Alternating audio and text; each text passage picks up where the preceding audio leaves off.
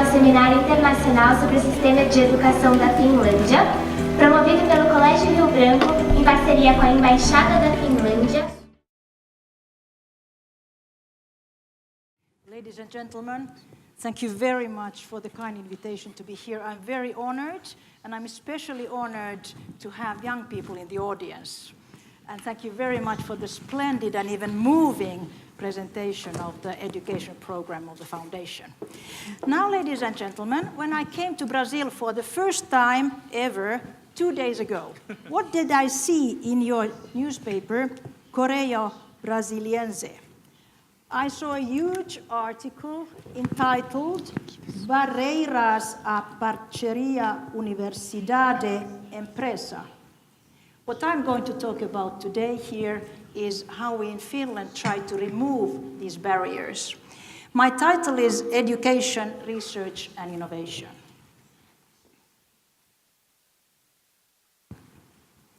So, the challenge for education, research and innovation, do we have a problem with the microphone, with the echo?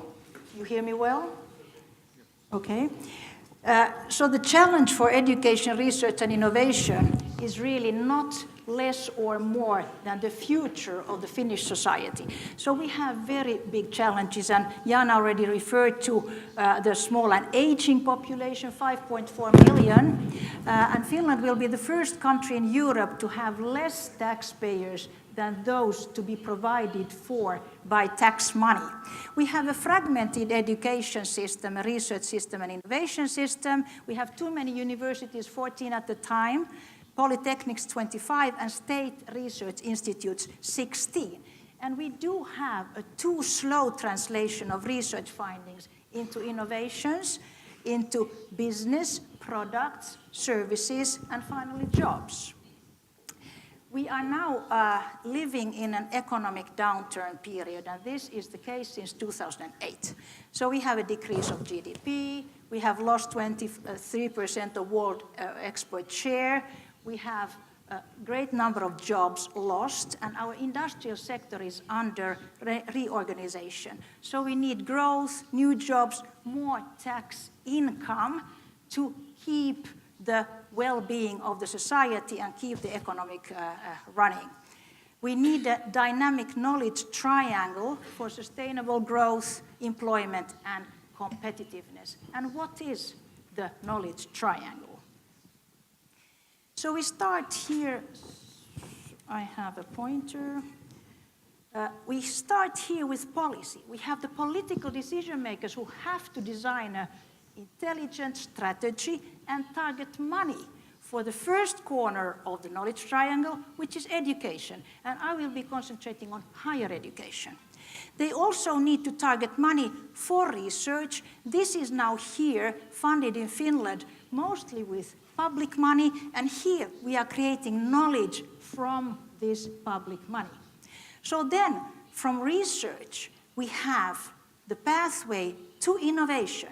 And here we don't have public money only anymore, but the private sector is joining in, companies, and we have here a need for another talent, which is entrepreneurship, another passion, and along this pathway, we are making money from knowledge. And education, a highly and well-educated civil society, is a benefit for society. Research, the findings, the enlargement of the knowledge base of mankind is the benefit of society. And of course, innovations and the economic benefit is for society. So now we have evidence in Finland that this triangle works. We went at the beginning of 90s into the worst economical recession in 100 years in the country, and then the government decided to invest in education, research, and innovation. And the outcomes in less than 10 years were absolutely fabulous. So the industrial sectors changed from resource-based to knowledge-based. There was a growth of industrial production which exceeded that in the United States. Finland was very soon, in 8 years, at the top levels of competitive rankings worldwide. The public research and development investment, which was put, according to the decision of the government, this catalyzed investment from the private sector, and so Finland was transformed from a resource-based paper and pulp mainly into a knowledge-based economy, a knowledge-based society. Today, we are in a different situation. We have the economic downturn, of course, but our long-term competitiveness has been maintained. Due to these earlier investments 20 years ago, we are suffering from short-term competitiveness, deficiency, and now we are not anymore striving to be a knowledge-based economy because the resources worldwide, the natural resources, are now giving new promise. But in utilizing these natural resources, we need new technologies, and this underlines the importance of education and research and innovation again. So the first corner of the knowledge triangle, education, in this case higher education, we have renovated the university system very recently. We have a new act as of the beginning of 2010. So first I will describe to you very shortly the Finnish higher education system. It is based on two pillars.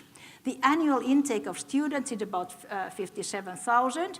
It's open access to all, but of course according to capabilities, regional equality, and free of charge. These are the main principles. One of the two pillars is the universities, 14 as I mentioned. Student enrollment, you can see the numbers there.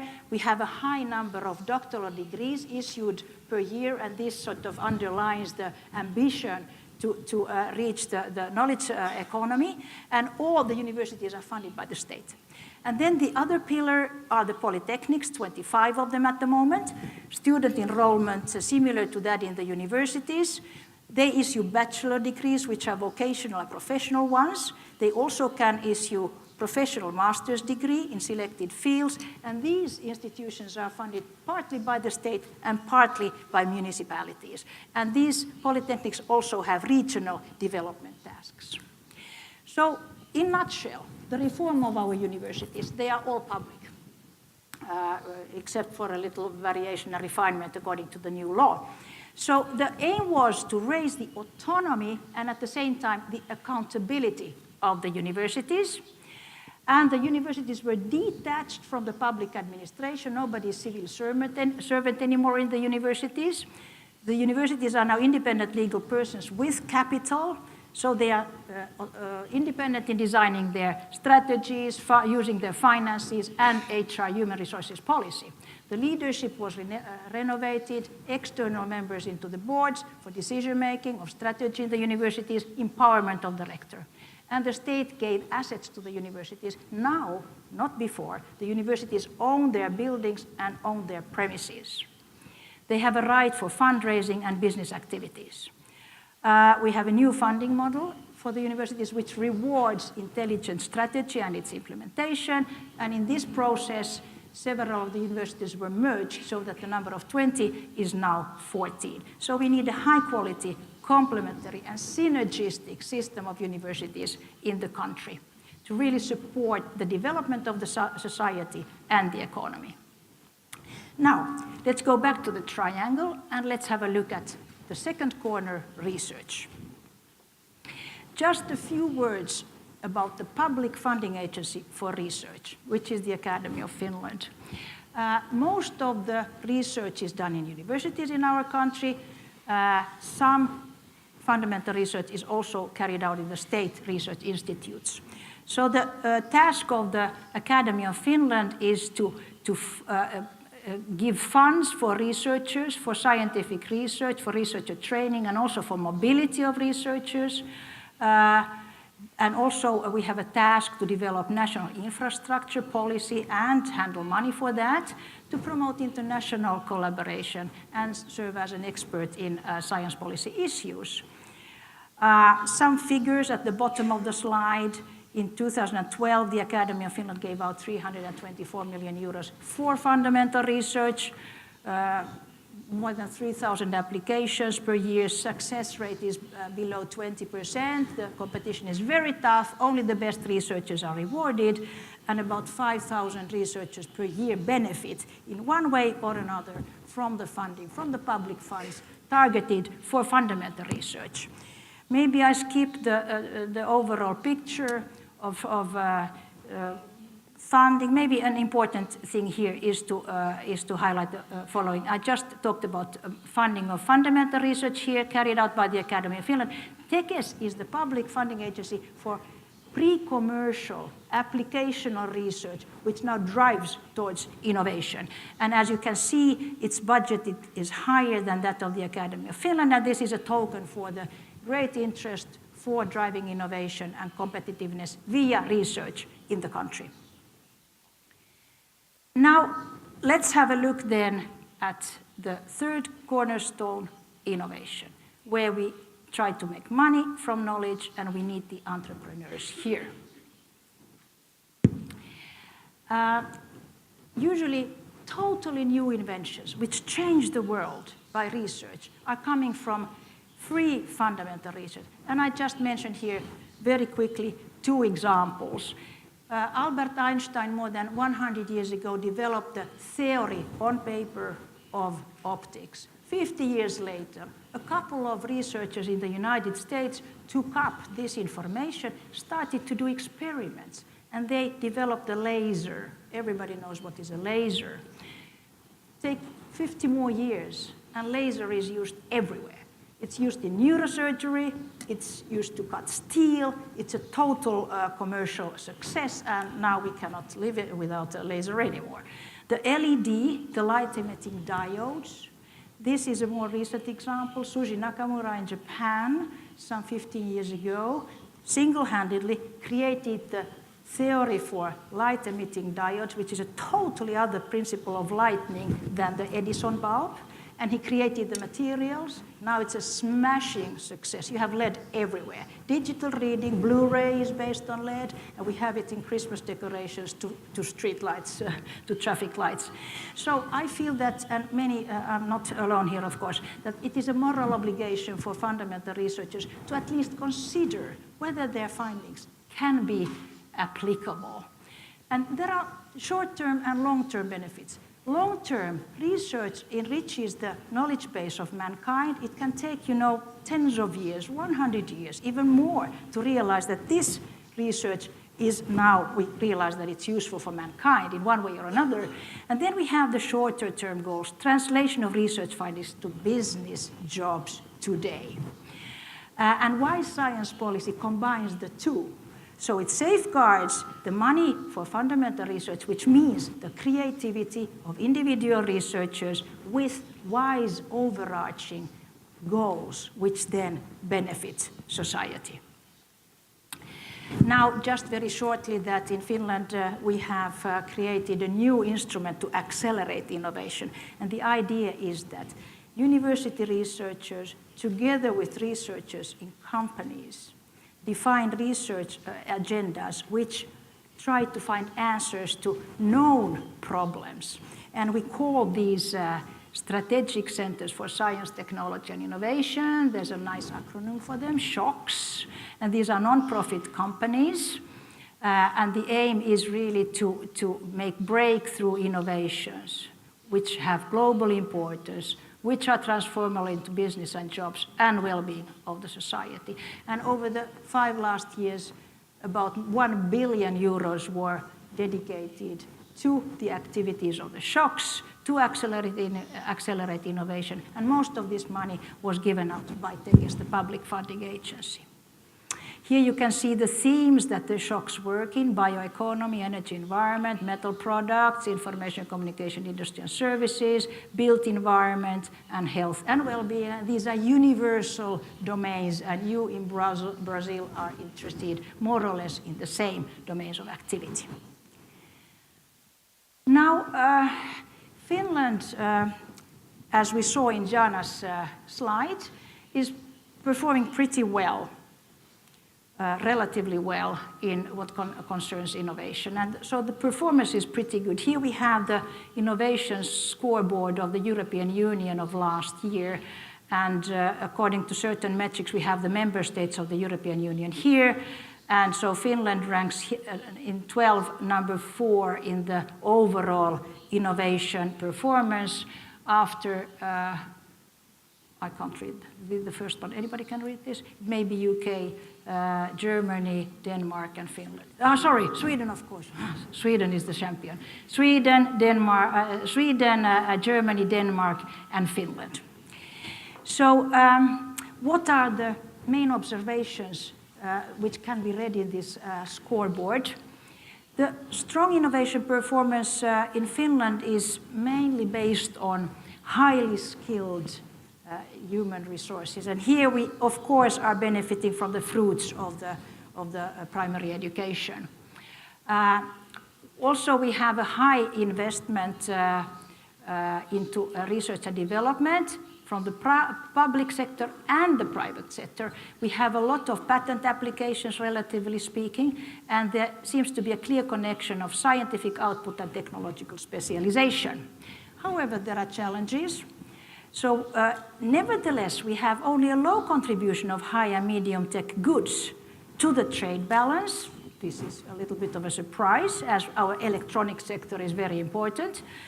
And then the innovation base, it is said, has to be broadened to capitalize on scientific quality, to take more fundamental science into the chain of innovation. And then we suffer from low level of internationalization of our innovation base. And in this connection, I would just very briefly show to you what sort of international ambitions the country has, what concerns now collaboration in science and innovation. And I start here with Latin America, and my list here comprises those areas of the globe that are outside of the European Union and Nordic countries, which of course are our next neighbors in these activities. So in Brazil, we have collaboration with the sister organization of the Academy of Finland, the CMPQ in sustainable energy, in photonics, in imaging techniques. We have with the FAPESP joint programs in biodiversity, material science. Then with the Brazilian government, we have the Science Without Borders. And you youngsters, please, if you choose the university path, as you should, and if you're then interested in embarking on a scientist career, look at these possibilities that your government is giving you to go abroad, learn new things, come back and fertilize the society here in Brazil. We have also with Chile a program on sustainable energy. Now I'm approaching the end of my presentation. Now once more you see this innovation triangle so that you really memorize it. And now we have made a journey from policy, education, research, entrepreneurship, and to innovation, and we are back at the society. The citizens elect their representatives in the parliament. They elect their political decision makers. And so it's up to the society now then to do that and have wise people, wise politicians to really take care of the policies and the money to boost education and research, which then hopefully together with the private sector is yielding innovations. And here my last slide describes to you the political decision-making apparatus in Finland, which now are the decision makers, what concerns all these activities that I described to you, which are paid for by public money. So the parliament, of course, decides. The parliament and the government is aided by the Research and Innovation Council, which is chaired by the Prime Minister. They drive science policy forward in Finland for the political decision makers to take their choice. So the policies, the grand policies are driven here and developed here. And then the Ministry of Education, Science and Culture is then mandated to funnel from the state budget the resources to the Academy of Finland for fundamental research and to the universities. And then the Ministry of Employment and Economy funnels money to TEKES, the Public Funding Agency for Innovations, which then is expected to transform the fundamental research findings created in the universities by the educated people and researchers into innovations. Thank you very much.